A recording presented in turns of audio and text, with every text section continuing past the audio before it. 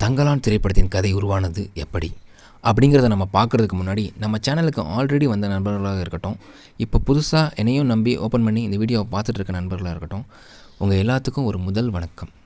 So நம்ம வீடியோக்குள்ளே போகிறதுக்கு முன்னாடி இன்னும் ஒன்று சொல்லணும்னு நினைக்கிறேன். இதான் என்னுடைய ஃபஸ்ட்டு லென்த் வீடியோ. என்னுடைய பேர் சையத். நான் இந்த மாதிரி சின்ன சின்ன ஷார்ட்ஸ் வீடியோலாம் போட்டு எக்ஸ்ப்ளோர் பண்ணணும்னு நினைக்கிறேன்.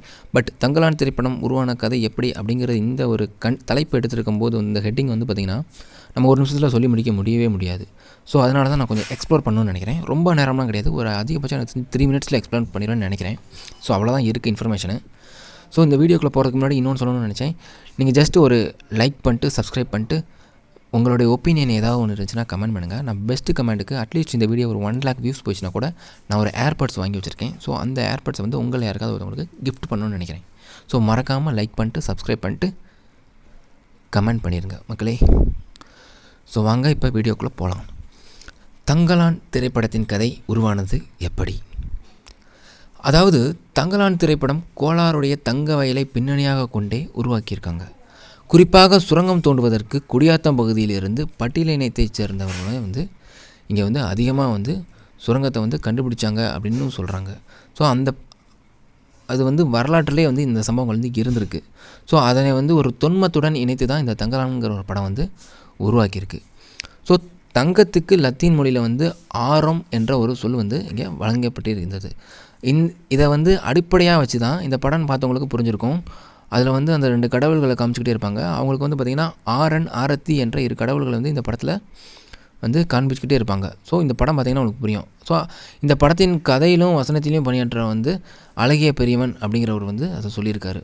அதாவது இந்த ஆரன் ஆரத்தி அப்படின்னு லத்தீன் மொழியில் வச்சுருக்காங்கல்ல, அந்த பேர் பார்த்திங்கன்னா இந்த படத்தில் கடவுள்களுக்கு வச்சுருக்காங்க. அந்த கோளார், அந்த சுரங்கம், அந்த மலைகள் இருக்கும்ல, அதை பாதுகாக்கிறதுக்காக இருந்திருப்பாங்க. அந்த கடவுள்களுக்கு வச்சுருக்காங்க.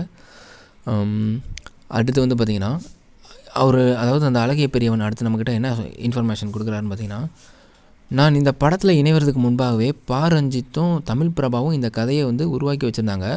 நான் ஆக்சுவலாக வசனம் எழுதுவதற்காக தான் இந்த படத்துக்குள்ளே இணைஞ்சேன். ஏன்னா நான் வடாட்காடு பகுதியைச் சேர்ந்தவன் என்பதாலும் என்னுடைய தகப்பன் கோடி போன்ற நாவல்கள் வரலாற்று தொடர்போடு இருந்ததாகவும், ஸோ அதனால் எனக்கு நான் இதில் இணைச்சிக்கிட்டேன் அப்படின்னு சொல்கிறாரு.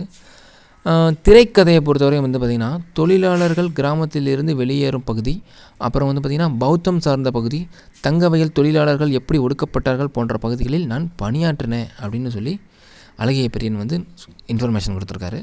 ஸோ கோலாருடைய வரலாற்றை நேரடியாக சொல்லாமல் ஒரு தொன்மத்துடன் இணைத்து சொல்கிறது ஏன் அப்படிங்கிற ஒரு கேள்வி உங்களுக்கு எழலாம். ஸோ அந்த கோலாருடைய வரலாற்று நேரடியாக சொல்லாமல் தொன்மத்துடன் ஏன் இணைச்சி சொல்கிறாங்கன்னா, ஒரு வரலாற்று கதையை நேரடியாக சொல்வதை விட ஒரு மாயத்தன்மையுடன் தொன்மைத்தன்மையும் இணைத்து சொல்வது இந்த தலைமுறைக்கு சுவாரஸ்யமாகவும் இருக்கும். சில ரஞ்சித் சார் நினச்சிருக்காப்புல. ஸோ அதனால் அப்படி உருவாக்கப்பட்டிருக்கு அப்படின்னு சொல்லி அழகிய பெரியவன் சொல்கிறாரு. இந்த படத்தில் பெரிதும் கவனிக்கப்பட்ட வசனங்கள் பார்த்துருக்கீங்களா?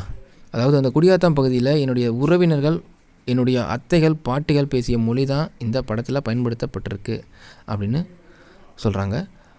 குறிப்பாக தங்கலானின் மனைவியாக அவங்க பேசுகிற மொழி பார்த்திங்கன்னா இந்த காலகட்டத்தில் துல்லியமாக, அதாவது அந்த காலகட்டத்தில் அவங்க பேசின ஒரு துல்லியமான மொழி அப்படின்னு சொல்லி நம்ம அழகிய பெரியவன் நமக்கு இன்ஃபர்மேஷன் கொடுக்குறாரு. ஸோ இந்த தங்கலான் படம் பார்த்திங்கன்னா ரஞ்சித் அண்ணன் இயக்கத்தில் வெளியாகி 7வது திரைப்படம் அப்படின்னு உங்கள் எல்லாத்துக்கும் தெரியும்னு நினைக்கிறேன்.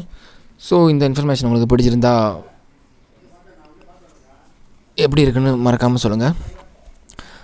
மேலும் நம்ம வீடியோக்கள் பார்த்திங்கன்னா அடுத்து ஒரு முக்கியமான வீடியோ போட போகிறேன்.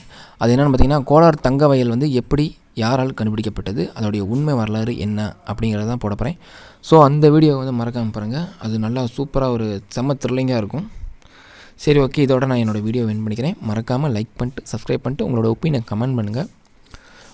உங்களோட ஒப்பீனியன் கமெண்ட் பண்ணும்போது பார்த்திங்கன்னா அதிலிருந்து நான் ஒருத்தவங்களுக்கு சாலிடாக என்னோடய ஏர்பாட்ஸ் ஒன்று வச்சுருந்தேன்னு சொன்னால அதை நான் உங்களுக்கு கிஃப்டாக பண்ணிடலான்ட்டு இருக்கேன். ஏன்னா ஃபஸ்ட்டு வீடியோவில் அதனால்